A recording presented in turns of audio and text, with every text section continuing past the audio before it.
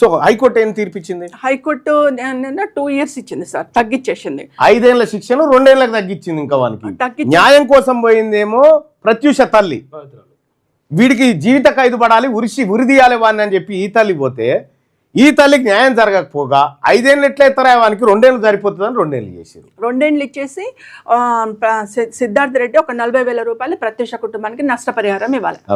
అది కేసు. ఆ తర్వాత 2012లో సుప్రీంకోర్టు పోయింది.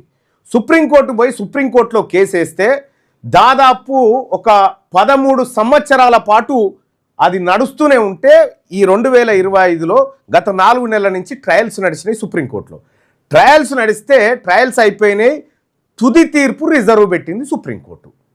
ఈ తీర్పు ఇంకొక 5-10 రోజులలో వస్తుంది. ఈ తీర్పు 5-10 రోజులలో వచ్చి సిద్ధార్థ రెడ్డికి జీవిత ఖైదు విధించాలని చెప్పినా కూడా వాడు లేడీ అమెరికాలో వారిపోయాడు. కథం.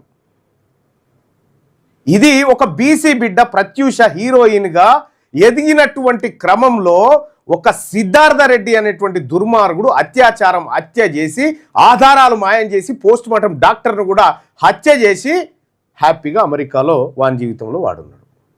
ఒక బీసీ బిడ్డకు జరిగిన న్యాయం ఇది. తీస్తే సినిమా కదా, తీస్తే సినిమా ప్రత్యూషది. ప్రత్యూషకు తెలంగాణ రాజ్యాధికార పార్టీ ఆమెకు హత్య చేయబడ్డటువంటి ఘటన పైన ఈ తల్లికి అండగా నిలబడాలని డిసైడ్ అయింది. సుప్రీంకోర్టులో ఈ తల్లికి న్యాయం జరగాలని కోరుకుంటా ఉంది.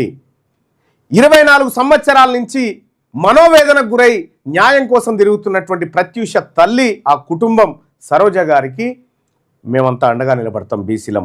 మా ముదిరాజు బిడ్డ హీరోయిన్ అయితే వాళ్ళ కళ్ళు మండి ఖతం చేసిరు కదా. న్యాయము జ్యుడిషియరీ వ్యవస్థ గురించి నేను చాలాసార్లు చెప్పిన. అక్కడ నీవోడెవడు ఉండరా నీ న్యాయం చేయడానికి అని చెప్పిన.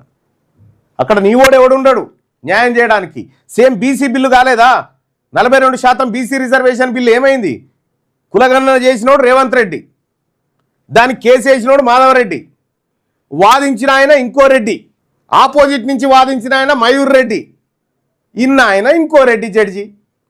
తీర్పు కొట్టేసిరు, ఒడిచిపోయింది. సేమ్ ఇదే కథ ప్రత్యూష కేసులో కూడా జరిగింది. ప్రత్యూషది ఖచ్చితంగా హత్యాచారము, అలాగే హత్య అని పోస్ట్ మార్టం చేసిన డాక్టరే కోర్టుకు వచ్చి ఎవిడెన్స్ చెప్పిన తర్వాత కూడా కోర్టులు కన్సిడర్ చేయలేదు. ఇవాళ ఈ రాజ్యం కాకుండా బీసీల రాజ్యమే ఉండినుంటే ఒక్కడన్నా తప్పించుకుంటాడేనా? చాలామంది పర్సన్స్కి సంబంధించి అందులో ఇన్వాల్వ్ అయినారనేది క్లియర్గా పోస్ట్ మార్టం రిపోర్ట్ చెప్పిన తర్వాత తప్పించుకోగలిగినారు. ఎవ్వడు కూడా లేడు. ఇప్పుడు 24 ఏళ్ల నుంచి తల్లి శిక్ష అనుభవిస్తూ ఉంది, మానసిక శిక్షను అనుభవిస్తూ ఉంది.